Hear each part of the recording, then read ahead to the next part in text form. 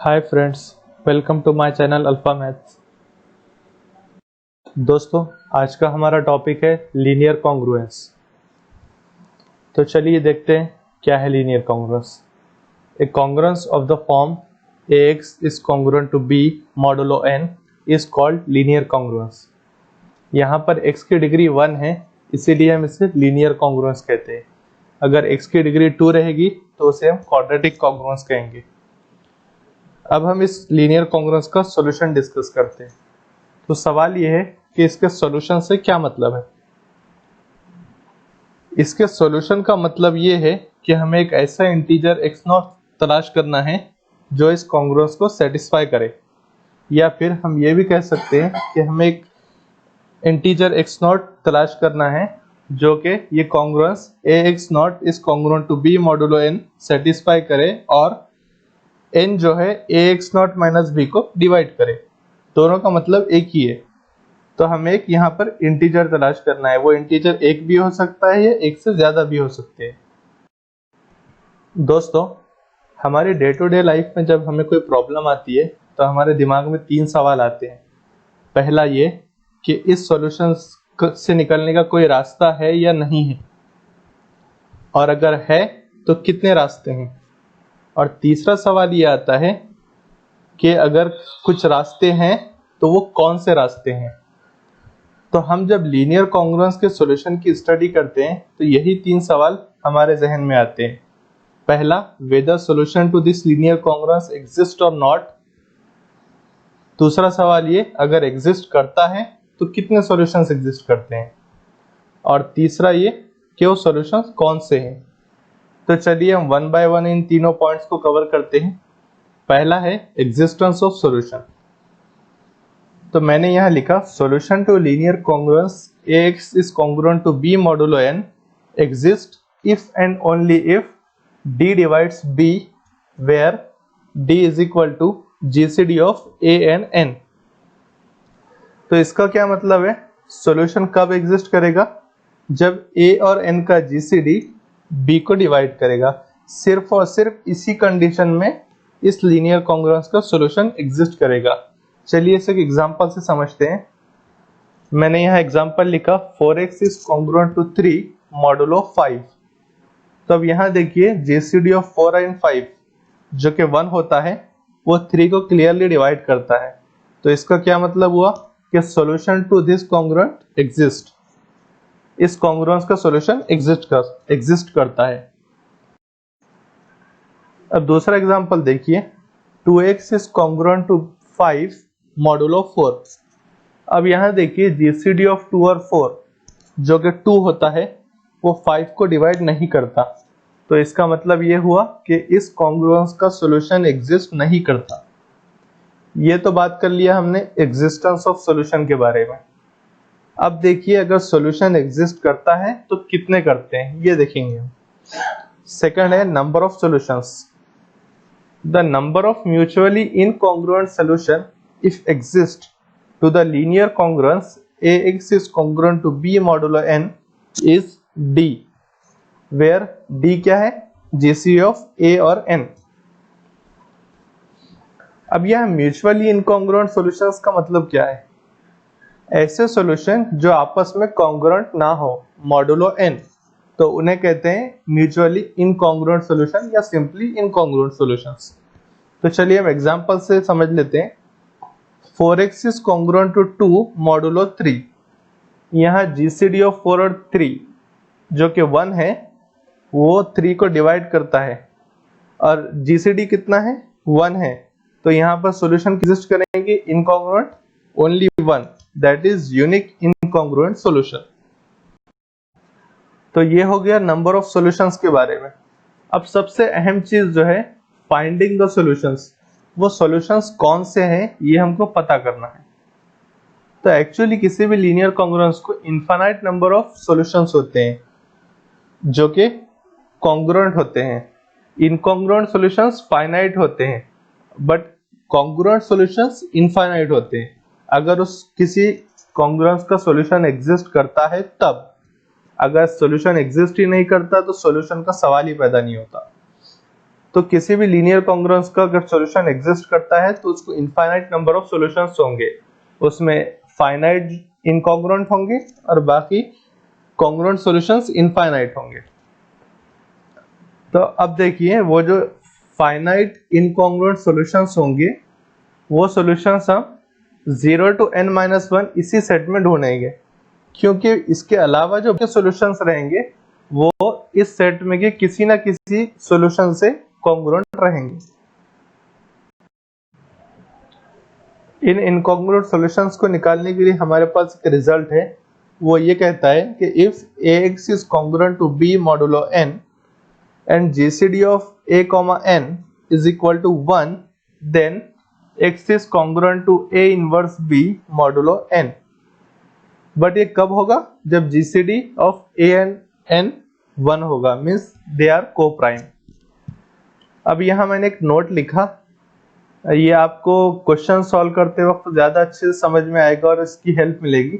अगर a जो है n से बड़ा होगा तो आप उसे मॉडुलो n लगाकर छोटा कर लीजिए, उसके बाद उसका सॉल्यूशन निकालिए तो आपको आसानी होगी। अब हम एक एग्जांपल से ये टोटल प्रोसीजर को समझने की कोशिश करेंगे कि सॉल्यूशन कैसे निकालते हैं किसी लीनियर कॉन्ग्रुएंस का। मैंने यहाँ एग्जांपल लिखा 9x is congruent to 21 modulo 30। Let 9x is congruent to 21 modulo 30, इसे इक्वेशन नंबर 1 दे दीजिए जिसे हम आगे यूज करेंगे रेफरेंस के लिए। We have a property of congruence। क्या है वो property? If a into k is congruent to b into k modulo n into k, then a is congruent to b modulo n। मतलब अगर तीनों में कोई k इंटीजर कॉमन निकलता है, कॉमन होता है, तो हम उसे कैंसल आउट कर सकते हैं तीनों में से। वो प्रॉपर्टी यही कहती है।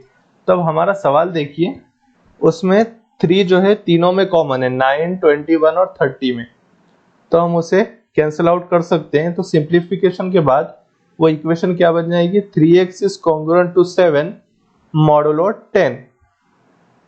अब यहाँ पे GCD ऑफ 3 and 10 कितना होता है? 1, जो कि 7 को क्लियरली डिवाइड करता है। तो यहाँ पर इस इक्वेशन नंबर 2 के कितने इनकॉन्ग्रुएंट सॉल्यूशंस मिलेंगे? There will be only unique incongruent solution to this equation number 2। चलिए अब हम उसे निकालते हैं कि कौन सा वो इनकॉन्ग्रुएंट सॉल्यूशन है।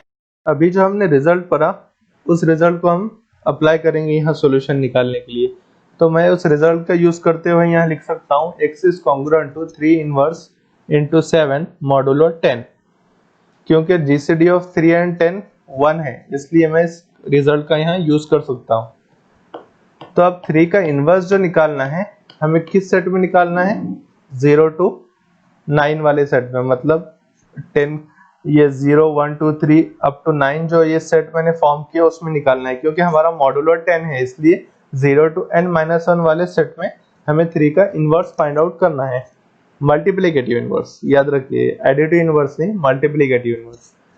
तो इस सेट में 3 का मल्टीप्लिकेटिव इनवर्स क्या है? 7 है, क्योंकि 3 into 7 मॉडुलो 10 उस कितना आता है? 1, जो कि मल्टीप्लिकेटिव आइडेंटिटी है। तो क्या मिलना चाहिए? हमें मल्टीप्लिकेटिव आइडेंटिटी मिलना चाहिए। आप इनवर्स की डेफिनेशन तो अच्छे से जानते हैं। तो यहाँ पे 3 का इनवर्स क्या हो गया? 7। तो हम यहाँ पे अब उस इक्वेशन में यूज करेंगे, फिर लिखेंगे x is congruent to 7 into 7 modulo 10। तो 7 into 7 हो गया 49, तो x is congruent to 49 modulo 10। Next step में हम लिख सकते हैं x is congruent to 9 modulo 10, क्योंकि 49 इज कॉन्ग्रुएंट टू 9 मॉडुलो 10। 49 और 9 जो है मॉडुलो 10 में कॉन्ग्रुएंट है, इसलिए हम 49 की जगह यहाँ 9 लिख सकते हैं। अब यहाँ पे x not is equal to 9 जो है वो यूनिक सॉल्यूशन मिलेगा, किसका? इक्वेशन 2 का। अब ये जो यूनिक सॉल्यूशन मिला वो जो है इक्वेशन 1 का भी एक इनकॉन्ग्रुएंट सॉल्यूशन होगा।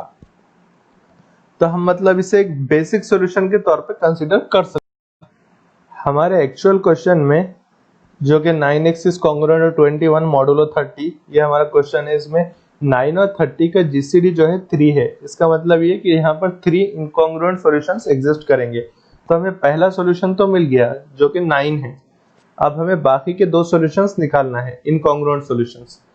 तो हमें इन सॉल्यूशंस को निकालने के लिए हमारे पास एक फॉर्मूला है, वो ये है कि x is equal to x not plus n upon d into T.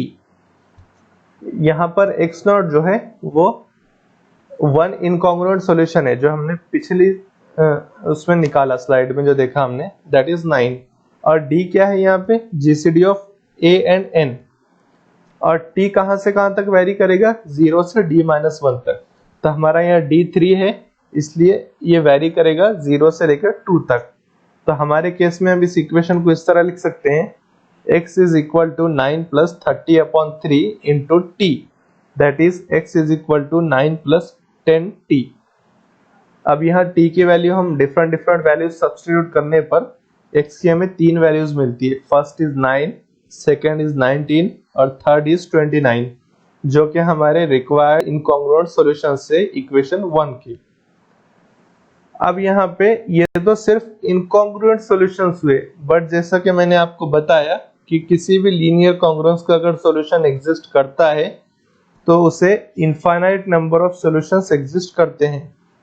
तब बाकी के सभी सॉल्यूशंस कैसे निकालेंगे, तो उसके लिए मैंने एक इक्वेशन दिया है, x is equal to y not plus 30k where k is some integer. और y नॉट क्या है यहाँ पे, is any solution, any arbitrary solution, चाहे आप वो इनकॉन्ग्रुएंट सॉल्यूशन लो या कॉन्ग्रुएंट सॉल्यूशन लो। मतलब इस लीनियर कॉन्ग्रुएंस का कोई भी सॉल्यूशन उठाओ और नॉट की जगह रख दो और बाकी k की वैल्यू वेरी करते जाओ, तो आपको जो भी मिलेंगे वो इस लीनियर कॉन्ग्रुएंस का सॉल्यूशन मिलेगा। x की वैल्यू जो भी मिलेगी वो लीनियर कॉन्ग्रुएंस का सॉल्यूशन रहेगा। अब किसी भी लीनियर कॉन्ग्रुएंस के तमाम सॉल्यूशंस निकालने के लिए हमारे पास एक इम्पॉर्टेंट रिजल्ट है। वो रिजल्ट क्या कहता है कि अगर ax is congruent to b modulo n कोई लीनियर कॉन्ग्रुएंस है जिसका सॉल्यूशन एग्जिस्ट करता है, तो उसके तमाम सॉल्यूशंस हम निकाल सकते हैं। वो भी कैसे, वो इस इक्वेशन से, x is equal to x not plus n into k where k is some integer. और x नॉट क्या है यहाँ पे, कोई भी आर्बिट्री सॉल्यूशन है, चाहे वो कॉन्ग्रुएंट हो या इनकॉन्ग्रुएंट हो, हमें उससे कोई मतलब नहीं। किसका, वो होगा solution ax is congruent to b modulo n का। तो उस सॉल्यूशन को यहाँ रखना है x नॉट की जगह, और n की वैल्यू तो इक्वेशन में दी हुई है और k आपको वेरी करना है। तो आपको जो भी x की वैल्यूज मिलेंगी वो भी इस लीनियर कॉन्ग्रुएंस का सॉल्यूशन होगा। Thanks for watching this video. If you like this video please share and subscribe to Alpha Maths, और बेल आइकन को दबाना ना भूले ताकि आपको हमारी नई वीडियो की नोटिफिकेशन मिल जाए। Thank you.